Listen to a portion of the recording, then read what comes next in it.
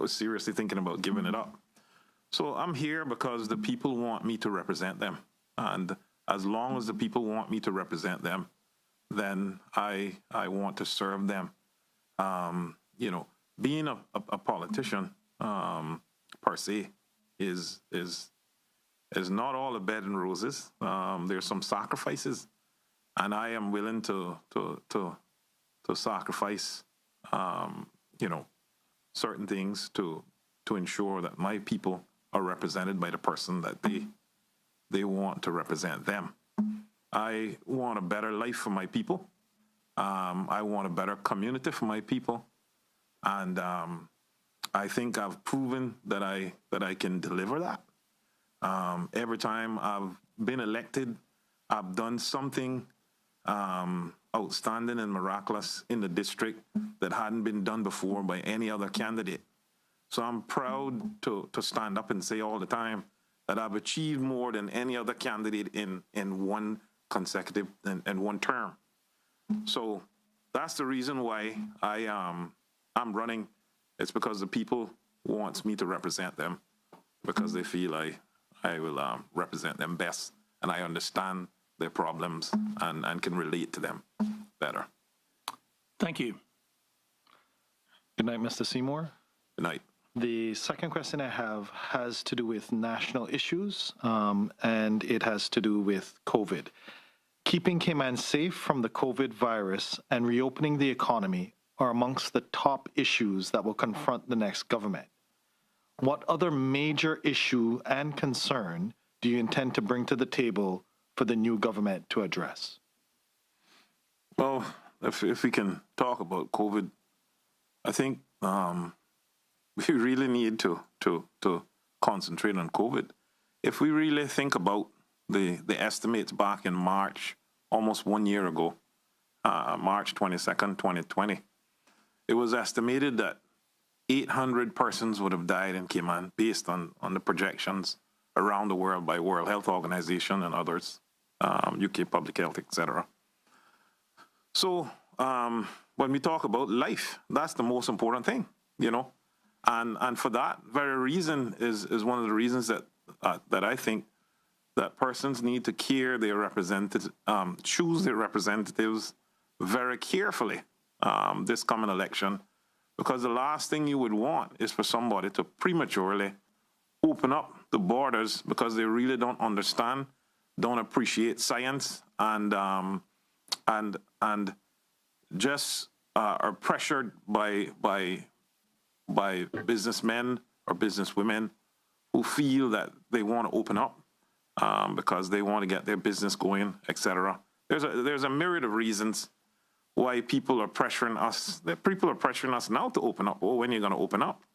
But we have a pathway, and I think that if we change the guard now, we risk. There's no doubt. There's no one government that is going to rule the same way that the last government ruled. You know, even with us, there's going to be a new leader, and most definitely he's going to rule different. You know, so if we're talking about life is the most important thing. You know, so why change a government when they actually did a great job in saving lives? One that is marveled at around the world, one that makes us so proud as citizens, and we need to thank ourselves for being such an obedient population and listening to all the regulations and all the rules put in place, and here we are, one of the best run countries in the world from COVID. So there's nothing more important than life. Thank you, sir. Thank you. Moving from national issues to more constituency priorities, what major project would you like to achieve over the next 4 years to improve the quality of life for the residents of Bodden Town East? Well, housing has always been something near and dear to me. When I first got elected in 2017, not first, but when I got elected in 2017, I actually asked the Premier for housing and culture, actually, But housing is very passionate to me. I can remember back in about 1997 or so, where I went to the bank asking me and my fiance at the time, trying to get a loan for an affordable home. And when they came back, they said I was $8,000 short and I could not get the house. Of course, me and her cried. We cried bitterly. And here I am now, the Minister of Housing, you know. And I think that I understand what it is to not be able to own a piece of this rock. And that's where you see my determination. When I was elected first, I ensured that I think Mr. Mike Adams was the Minister of Housing at the time. But I worked very closely to him to ensure that houses were built in Bodden Town. When I lost my seat in 2013, no houses were built whatsoever for the next 4 years. When I started back in 2017, houses are built again, you know. So it's all about the desire of the person that you elect. I think that one of the most important things and one of the most comforting things in the world is for a person to own a piece of rock, right? And if that being a house, you know, or a home, that they make it.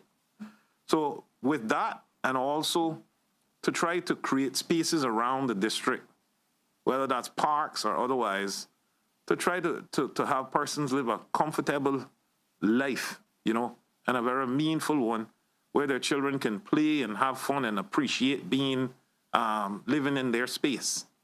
So parks are very important to me because I built parks every time I got elected. Okay, thank you.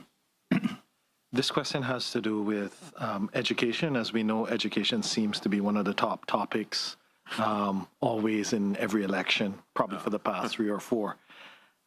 Education is crucial to the success of the youth and of our future.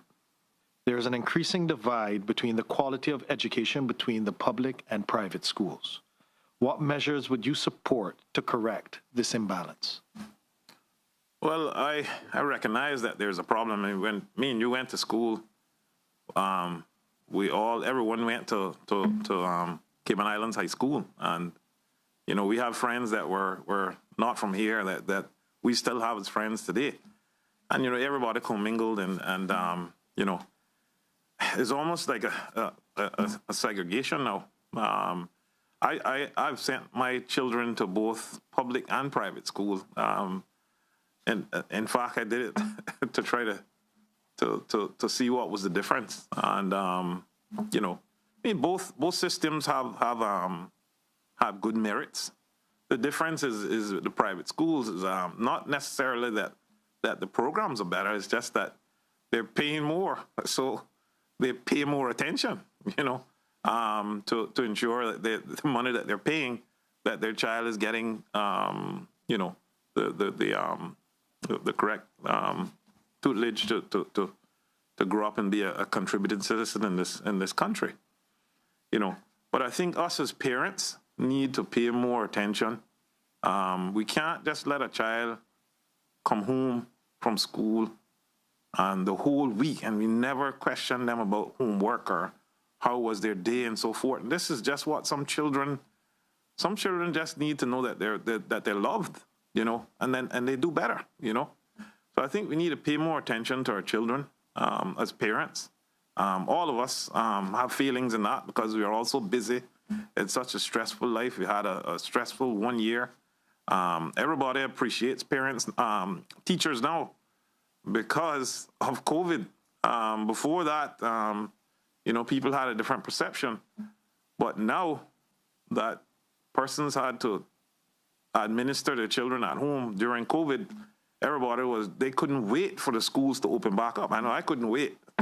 So everyone now wished that teachers could get a higher salary because they appreciate them so much. So we need to do our job as parents, you know, and don't blame the private or public, you know. They're good stories out of all two situations. Thank you, Mr. Seymour. Thank you. The last of the first 5 questions focuses more back on Bodden Town East and the development. The question is, Cox Lumber has stimulated considerable commercial activity in Bodden Town East along with other small businesses in the area. Would you support more commercial development since Town East has significant areas of underdeveloped land?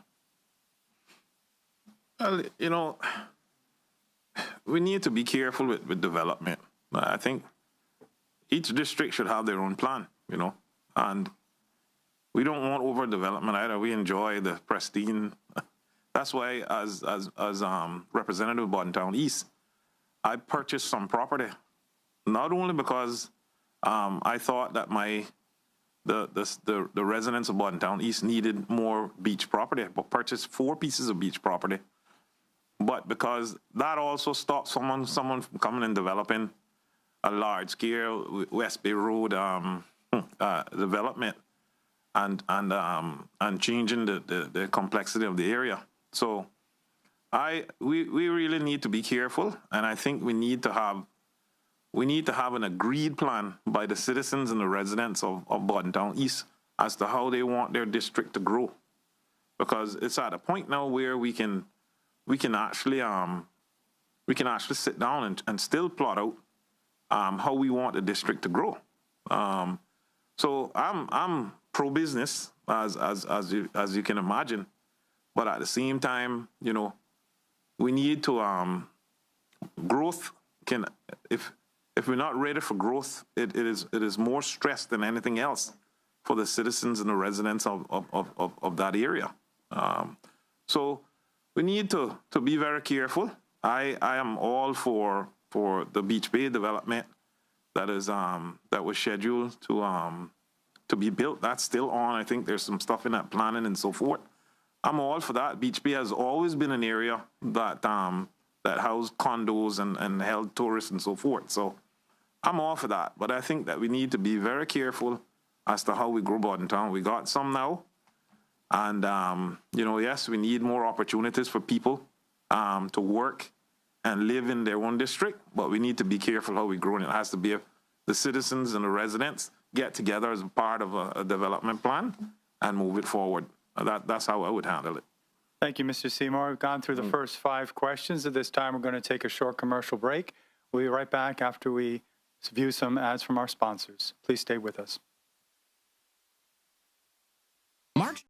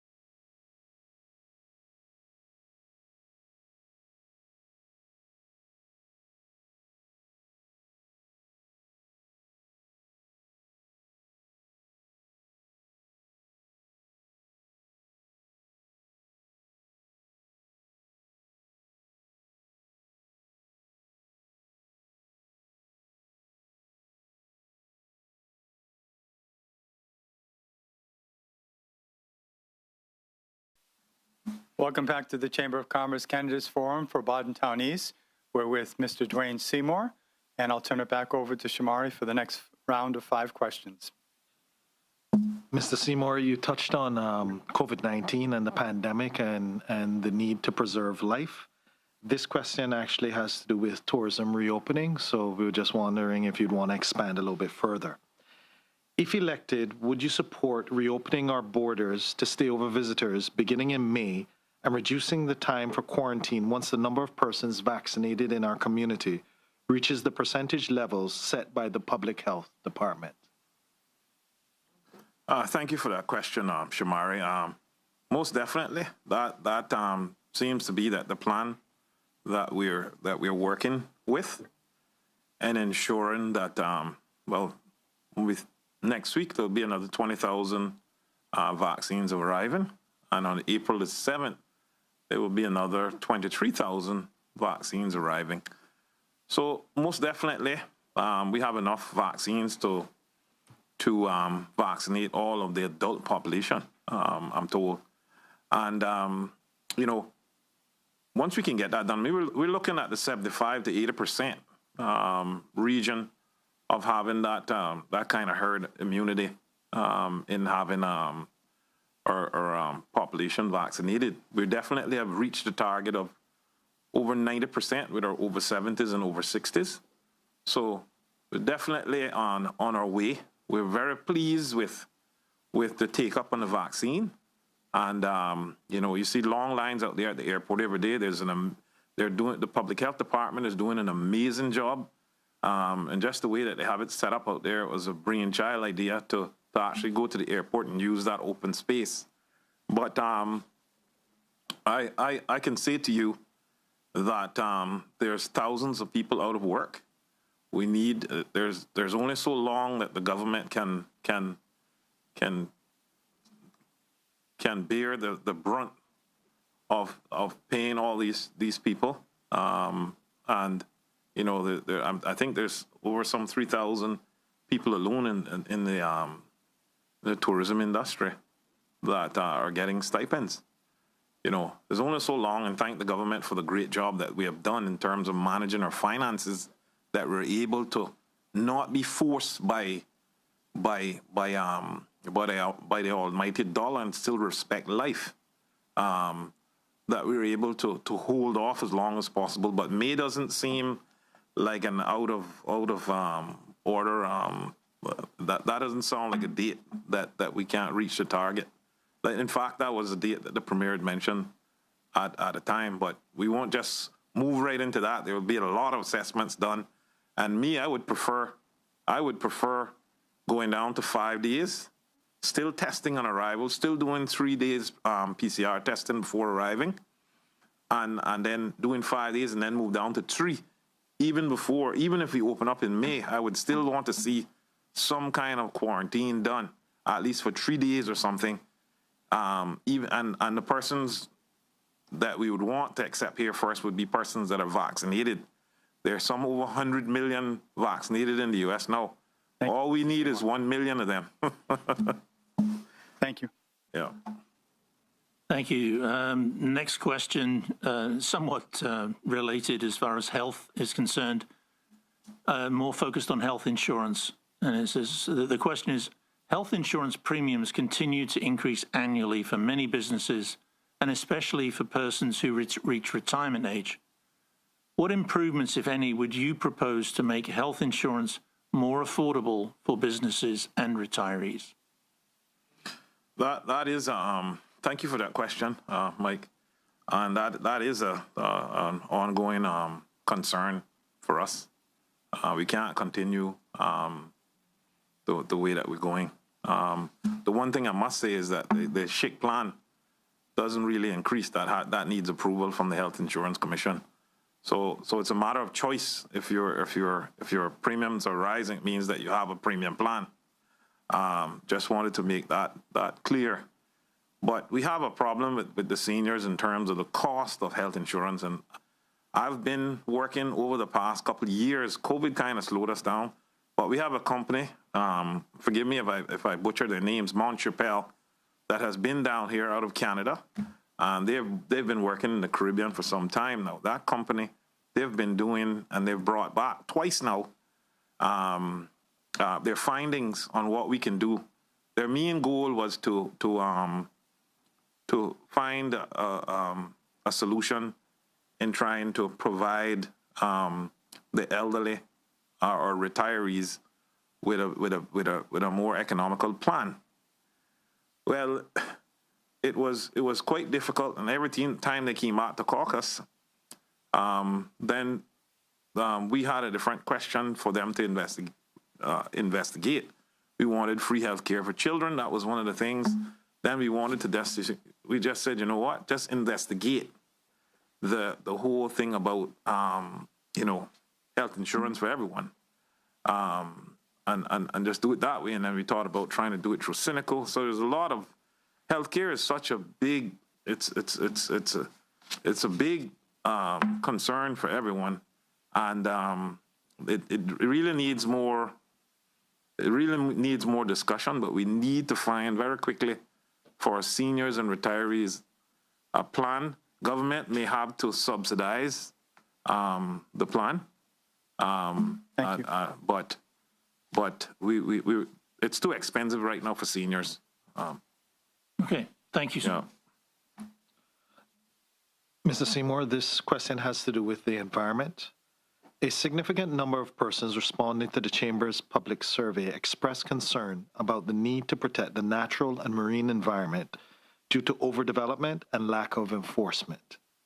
Do you share this view? And if so, what actions will you recommend to address these concerns?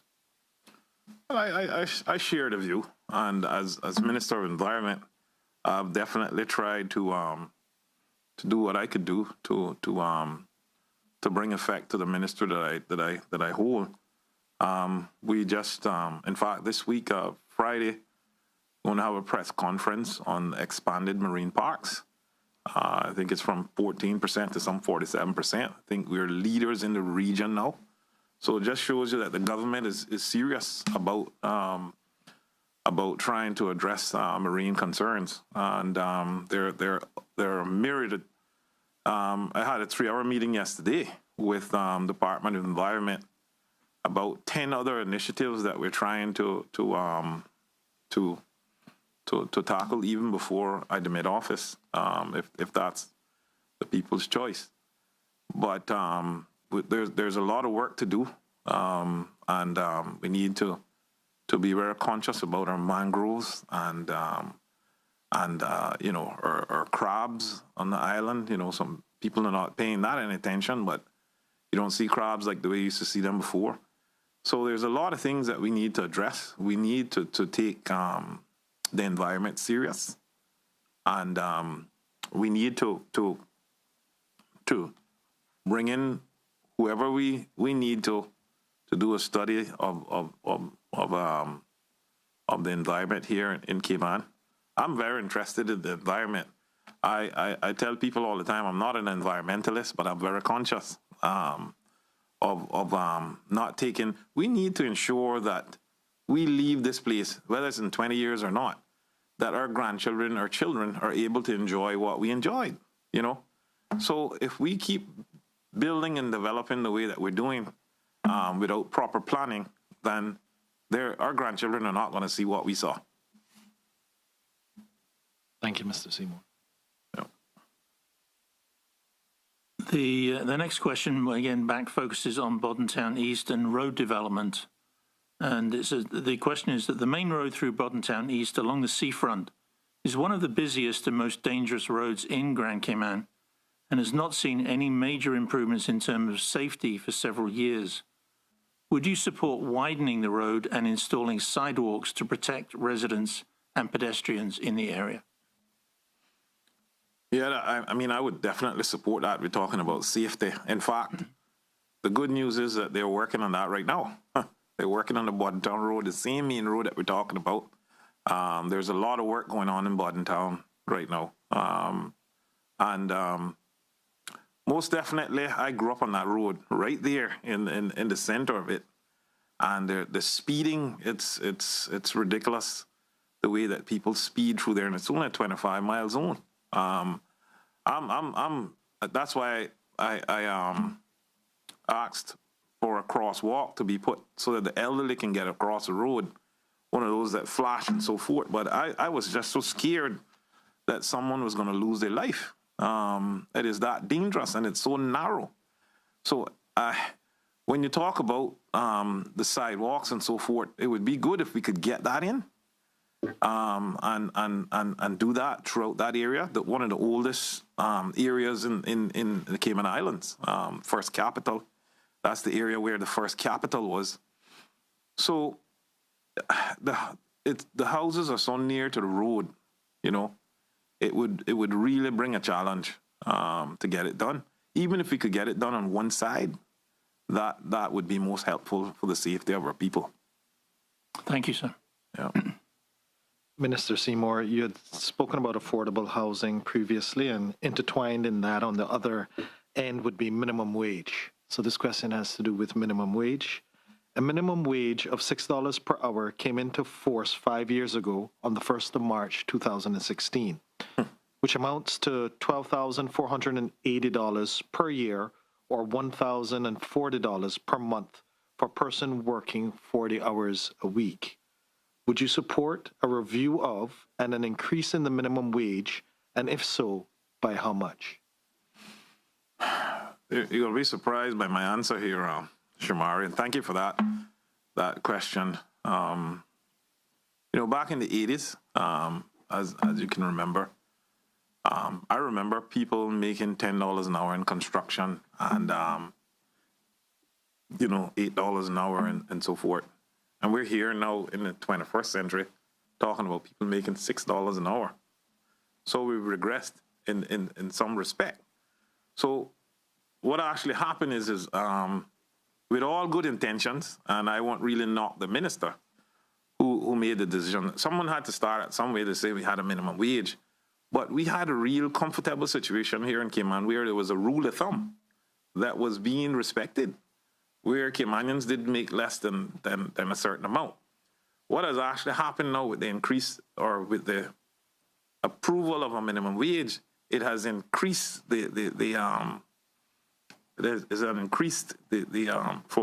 Caymanians who have helpers and gardeners and different people is they can't afford it now, you know. So that is we need to understand that also. So when we talk about minimum wage, we need to understand who is it going to affect. That minimum wage didn't really affect many Caymanians in terms of benefiting from that, you know. So I definitely believe that people should make more than $6 an hour. But then we need to investigate and evaluate the economy to see what's the effects. What are the effects on the persons who have to pay it, which nannies are one of the real big concerns. And I'm not saying we love nannies, you know, but if their salaries are raised to say $7, $8 an hour, then that is 20% increase in the amount of monies that persons whose wages are not actually going up either. So I think the thing is, if you'll allow me to say, is that we need to look at what we can do to reskill and retool our people to try to make higher wages so that so everything can move in tandem, you know, because we can't move one without the other moving. Thank you. And thank you. Thank you, Mr. Seymour. 10 questions down. So right now we're going to take another short commercial break. We'll be right back after these commercial messages. March in Cayman is hot, but at Foster's, it's frozen. Frozen food?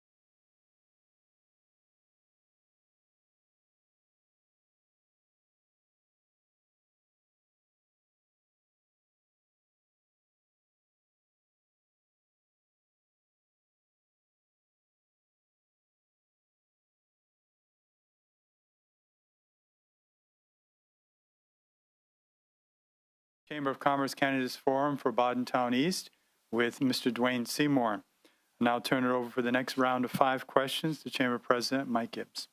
Thank you, Will.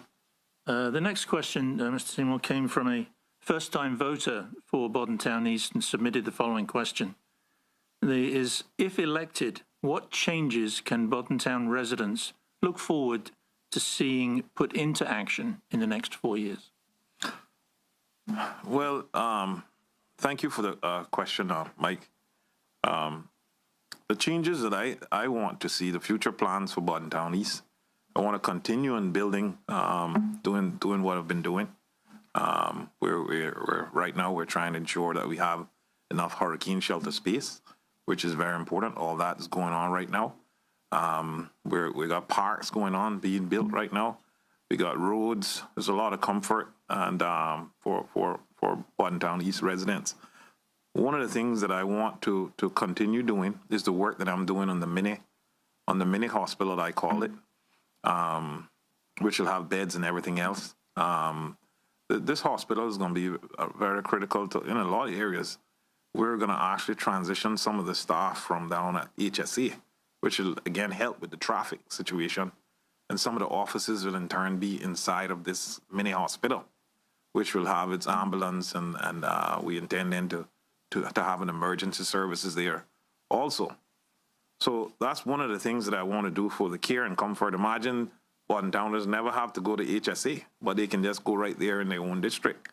That's at an advanced stage. We've secured the property. The outline business case has been done, and we're finalizing the funding. So that is in an advanced stage right now. One of the other things I would like to do is to do what I try to do, is build a craft market. We can't find jobs all the time for everyone, but what we need to do is then teach them how to be entrepreneurs and help them. And there's a lot of people with a lot of talent in the district that wants to display their skills and sell their we need to really encourage developing entrepreneurs every year. Each government should strive to develop a new entrepreneur. Well, in some countries they say we develop 1 millionaire every year. You know, we need to have some kind of program like that where we really pay attention to ensuring that if we can't employ a person, or if we can't create the opportunity for persons to get a job, then we give them opportunities to become entrepreneurs. Yeah. Thank you. Mr. Seymour, this question has to do with the future of the cruise industry. What are your views on the future of the cruise industry in the Cayman Islands? Thank you, Shamari. The cruise industry is well, it's very important. They had a lot of people employed. I mean, I've heard enough to know that I wouldn't like to see the cruise industry start back the way that it actually that it ended, or that it was. I mean, we need to ensure that Caymanians get a fair share. I thought that the cruise ships were very aggressive in their approach and what they actually take from the tours and so forth. But I was the person who stopped the cruise ships from coming. And, we did that right in time. We actually refused one that had a COVID person on it, which they said it was a heart attack, that actually died from COVID on board. God bless their soul. But I want to see a plan from the cruise association as to what they're going to do, because without COVID they had problems in terms of contagions on board. So I really need to see their plan as to what they intend to do, whether that's a continued testing on board, even doing rapid testing if they can get a rapid test that is very accurate. Rapid test before you actually get off the ship to come to shore. We need to ensure that they have a very comprehensive plan, and I don't think that they are there yet. We're not even looking at the cruise industry to revive this year. I don't even see them trying to do that in the Caribbean. So it needs to be safe, because we can't do such a great job in managing COVID and managing our airport, and then we leave the seaport, and that is where we get in trouble and got a lockdown again. We don't want that. Thank you, Mr. Seymour. The next question focuses on affordable housing. Excuse me. The Cayman Islands has one of the world's highest GDPs per capita, but the Caymanian dream of purchasing or building a home seems to be slipping away. What strategies would you support or propose to ensure that there is affordable housing for residents in Boddentown East? Very good question, Mike, and one that I'm passionate about, as you heard earlier. I told the government, in caucus, I said, look, I want to purchase, because right now, I think we purchased the most land ever in one term by any government. We purchased 25 acres in Georgetown, which it's hard to find 25 acres in Georgetown. We found a piece, and we purchased that. And then for the first time ever, we bought affordable land for affordable housing in North Side. We bought another 10 acres there, so we had 35 acres of land that hasn't been touched yet. So that's opportunities for persons to get affordable housing. But I want to take it further. I want to, in the next term, if I'm elected, and if I'm afforded to be the Minister of Housing, I want to purchase 100 more acres, 100 more acres of land. And this term, we only built, I think, 22 or 25 homes for persons. And there's a long list of persons waiting for homes. But I would love to build another 100 homes in the next 4 years if I'm elected, or even more. If we can find a way if we can get the property, if we get 100 acres, and we could find a way to just build homes, just like how they do it in some of the neighboring countries, just build homes and build homes for homes. But I don't just want to have anything that looks like a project or anything like that. If we get a large piece of property, I wanted it divvied up in such a way where you can have opportunities for different people. Because one of the people that we're leaving out is that young person who has just got their first job, who wants to move out of mom and daddy's home, where there's no more space in the home. Because there's a lot of problems with space in the home, where there's a house there's only a 2-bedroom, you got 3 children, etc. That kind of situation. You got boys and girls and so forth mixing. So we need to concentrate on that young person between the ages of 20 and 35 that want a little condo. They have no children yet, and they just want a condo because they want to unstress and come out of their mother and father's home. That's an area I've been talking about a lot, and I want to address that also. Thank you very much. Mm-hmm. Mr. Seymour, we're talking about youth matters. What do you regard as the top 2 issues facing our youth today, and how do you intend to address these concerns if elected? Well, I think the top 2 issues facing our issues today, is mental health issues. We know people. This COVID has really affected our children. And we really need to do something. The other thing is unemployment. Is another thing that we need to look at. I think addressing the unemployment. I think when we're sending our children off to college, you remember years ago in Shamari, we used to pair persons with companies before they actually left the island. And so we knew when they actually came back from college or university, they knew where they were coming to work. What we have now is persons getting scholarships and they just go overseas. They're not really connected with a business or anything. Some come back with degrees that they possibly can't even use in the Cayman Islands, but they want a job. They need a job. They need to be contributing citizens in this country. They need to support the families and so forth. We need to find ways to help our children, whether it's counseling or otherwise. Why are we telling our children come back home? We need to tell our children, if we see what's best right now. This is global now. This is not anything about just being local anymore. So we need to tell our children, this is a global market. You need to compete if you want to make anything yourself, if you want to get to the top, you should stay a little bit overseas after university and work a little bit. If you can get a job, whether it's in the US or UK, and then market yourself and then come back home, you know. The other thing about mental health, we really need to ensure that we have the relevant support in schools from a very young age, and we need to identify things from very early. Thank you. Mr. Seymour? Yeah. Thank you. The last question in this round focuses on growth and how we manage it. We've talked about it a little bit already. And the question is, we keep hearing about increasing the population to 100,000 and further development.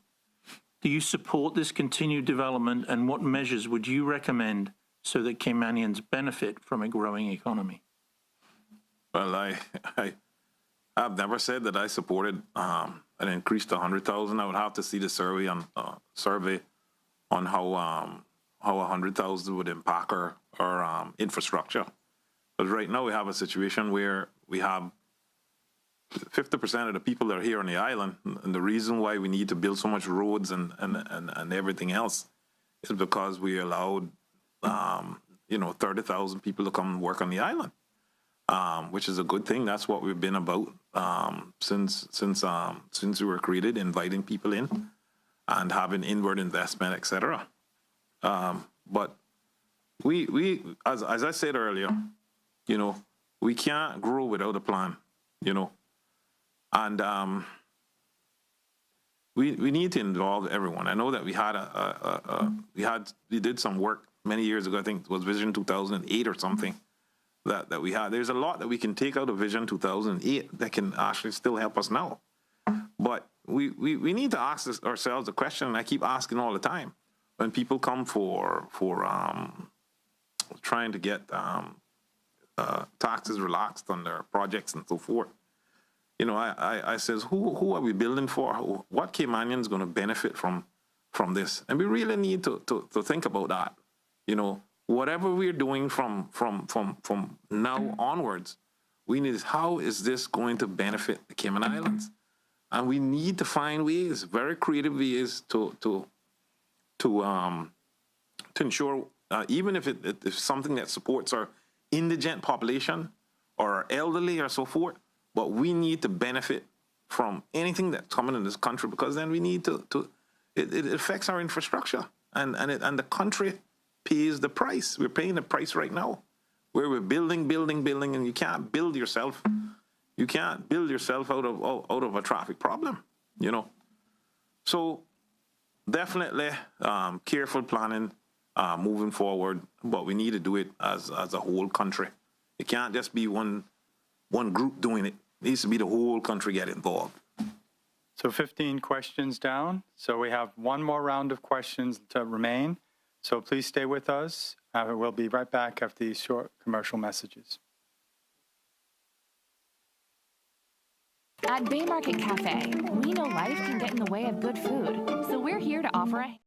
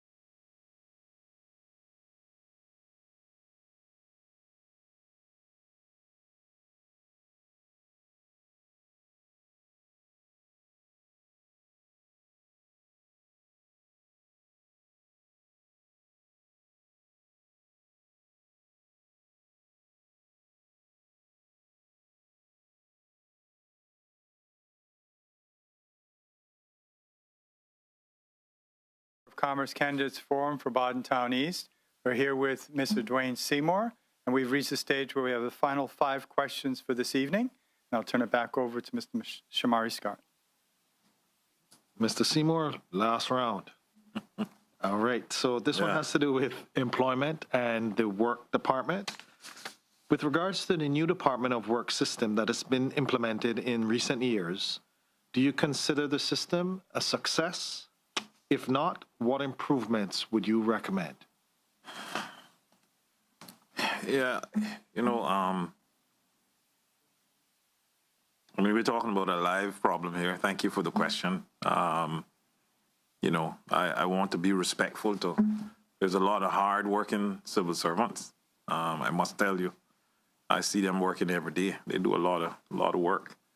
But I don't think that the system is working the way that it was intended, to give persons more opportunity and make sure that to ensure that there was fairness. People are still complaining, so that's how we gauge it. Whether we think that it's a good system or not, it's just not working for our people. So we need to try to devise another plan. I think we need to take all the data from all the complaints that has been made about the system, even from employers also, because there's complaints that the employers not getting information fast enough, or their information, they register it and they don't know whether it's registered or not. There's a myriad of problems with the system.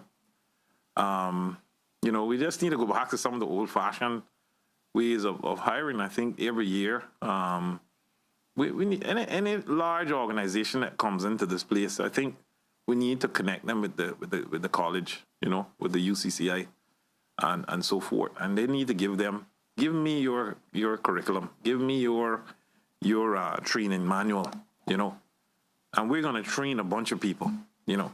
I always said this all the time, you know, just train people, just keep training people, train hundreds of them, you know. I always said that if a person is coming to build in Cayman, right, it's normally a 3-year build out, right? There's no training program that's going to last longer than that. And I said, start training as you start to build, you know. All persons are not going to make it, but most of these places have chains overseas that they can actually send these persons to, whether it's in Europe or whether it's in America or Canada, you know. And this has been one of my pet peeves, you know. Just take your programs, give them to the college. Let's train people. I'll have people available for you. You choose the ones you want, so that every one of us, it's a double thing, you know. You got employees available right on the island, and our people are trained. They're trained in something. Thank you, Mr. Seymour. The next question shifts over to the financial services area. And it's given that financial services is critical to the island's economy, how do you think the country should respond to the FATF grey listing and the European Union's intention to blacklist us, even though we have met most of their requirements?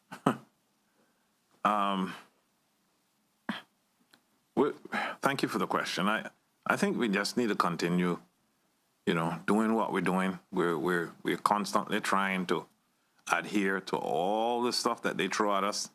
The goalpost is constantly moving. We understand. I mean, you know, people don't pelt at a mango tree because the mango tree doesn't have any mangoes on it. We understand that, you know, we're a leader in the world in the financial industry. People want what we have. We just can't pretend that that's not what it is.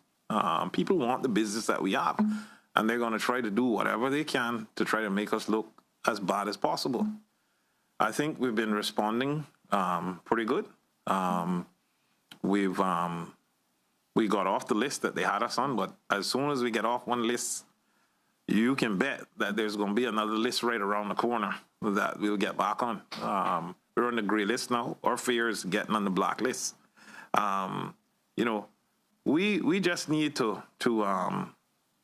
with the government, the private sector needs to keep working closely together to address any concerns that they bring up, and the legal department needs to keep, the three needs to keep working together to ensure that we can address whatever they say without losing our business, you know.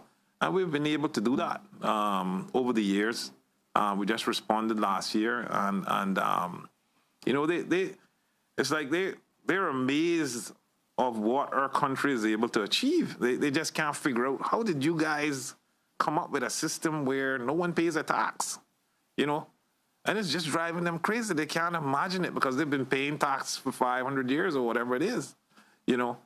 So we need to just keep educating them and do as much as possible. We need to get friends overseas, you know, to be there fighting for us.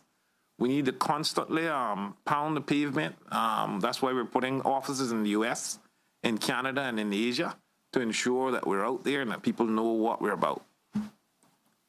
Thank you. Mr. Seymour, this question has to do with cost of living. The cost of living ranked as the top issue for respondents in the most recent Chamber of Commerce public survey.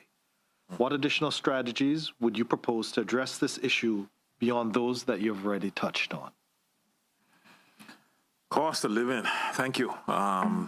You know, it's affecting all of us, and I don't think that we don't need to think that because we reduce duties at the port, that you're going to go to the supermarket and find out that the item at the supermarket has been reduced. It doesn't work like that, you know. I think what we need to concentrate on, because we're in the world that we're in, we're especially now at COVID, things of you know, the cost to supermarkets has gone up because cost has gone up overseas. We brought them in and they actually told us what's going on in their industry and so forth. And, you know, the supermarkets, I think that they do a good job in trying to keep the cost down. What we need to do is to constantly retool our own people so that they keep rising, right? That they can take the brunt of whatever is coming, you know. It's a free market, you know, so we don't have price control or anything like that, and we really don't want to go to that. We have an honor system now that is working pretty good. Do I think we could pay less at the pump? Yes, I think we could pay less at the pump. Do I think that we could pay less for a gallon of milk? I wish we could. We need to find ways, you know, whatever. We need to sit down with the supermarkets and so forth and say, look, how can we help you save so you can help our people save? And same with the fuel stations. We're on that now. I know that Off-Reg is working, trying to understand, you know, everything about their industry and how that works. But I think we'll get there. We have some good teams in place. Thank you, Mr. Seymour. My last question for you, Mr. Seymour, is in respect of civil partnerships. And the question is, what are your views on the recently enacted Civil Partnership Act? The civil partnership? Well, you know, thank you for the question. The civil partnership, obviously, I mean, the whole world probably knows that I voted against the motion in the LA at the time, I think it was. That doesn't necessarily mean that I hate anyone, you know. It's been done. You know, we're not an independent country. We're still ruled by the UK, and that is in place now. And we need to respect what is in place. We need to respect laws. We don't want to ever encourage anyone to not be respecters of laws. You know, it's there. I mean, everyone knows my faith. You know, I lean and I think about procreation. And how is that going to work? And my main concern is the children, as I said in my debate. Let's protect the children. When persons get 18 years old, they can make whatever decisions I have 5 children, you know, and I don't know what they're going to turn out to be, you know. So, and I'm still going to love them, whatever they choose to be.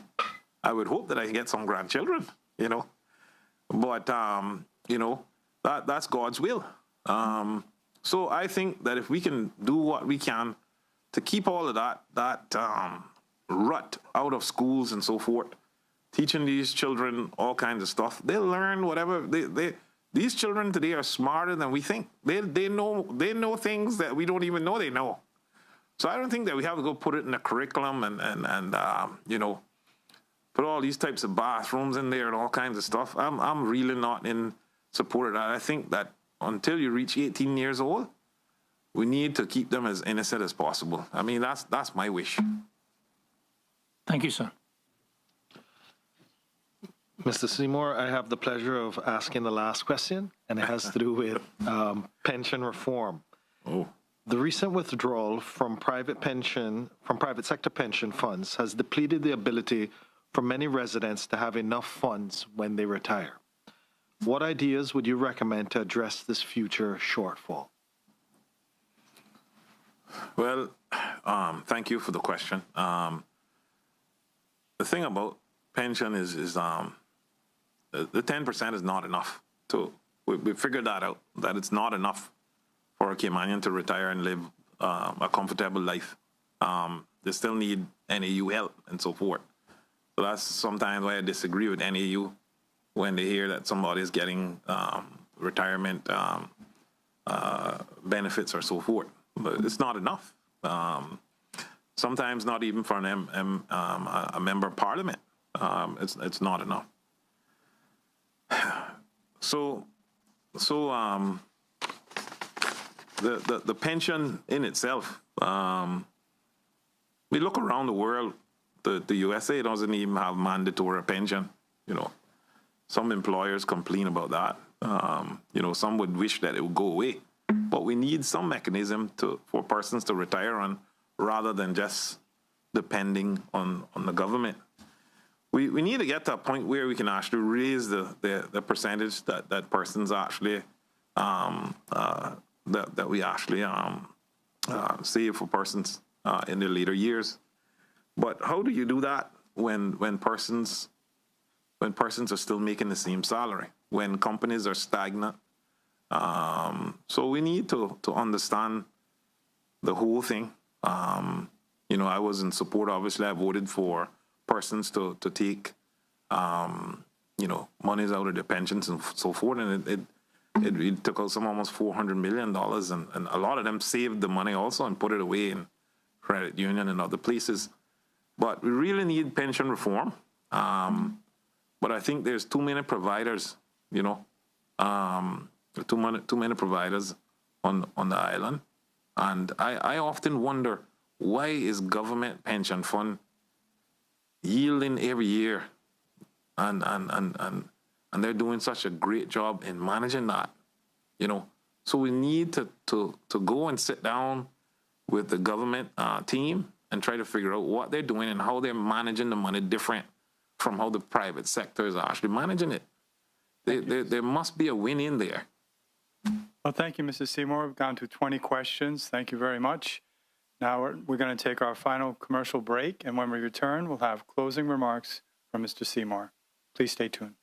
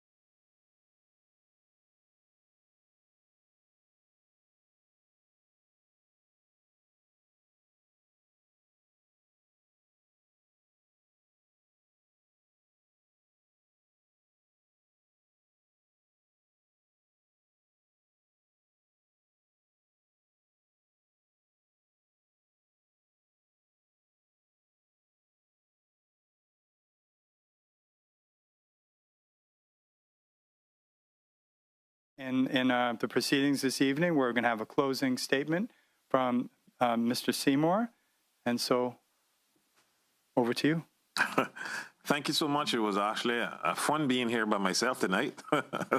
I was debating myself, but I thank you so much for inviting me and for being here.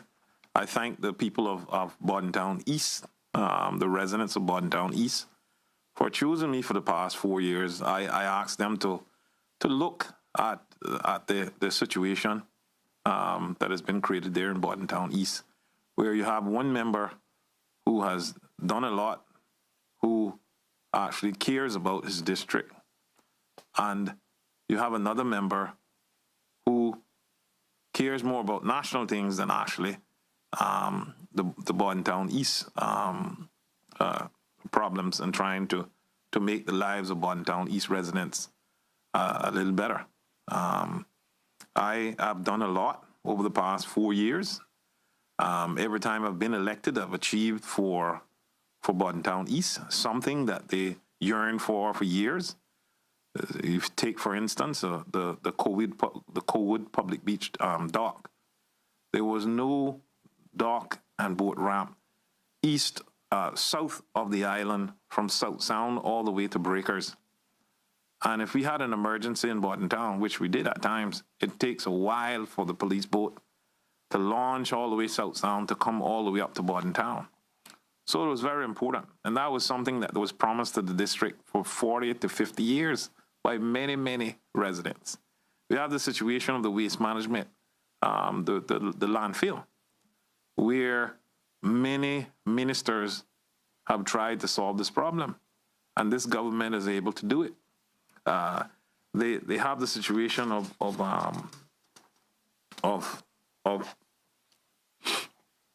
traffic that we're trying to solve, and we know that affects me, because my children, 3 and 5 years old, have to get up so early in the morning. You would think that I would be one of the ones that want to quickly resolve it, but I think that we need to start thinking outside the box. We need to go back and think about what we did during COVID. We worked from home. We did staggered shifts.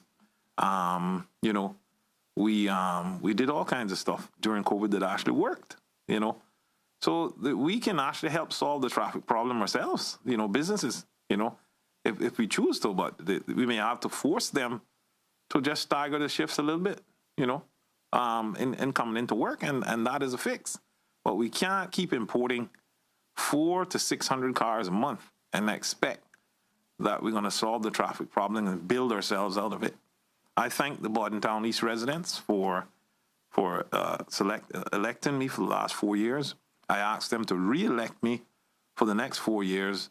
You've heard some of my plans. You've heard some of the stuff that I've accomplished over the years, and I think that I'm the better choice. Thank you, Mr. Seymour. Now I'll turn it over to President Mike Gibbs for closing remarks.